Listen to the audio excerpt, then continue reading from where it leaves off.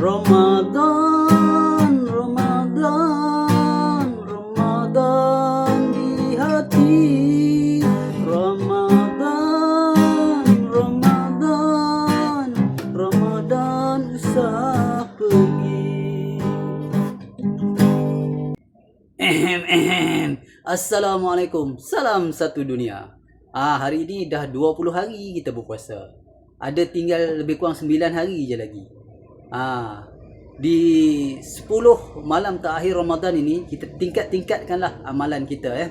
Mudah-mudahan Allah Ta'ala dapat menerima taubat kita dan dapat menerima segala amal ibadah kita, insya-Allah. Jadi jangan kita biarkan Ramadan ini berlalu dengan sia-sia saja. Rebutlah peluang keemasan ini.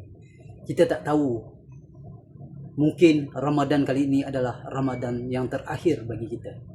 So, jangan lepaskan peluang keemasan ini, insya-Allah.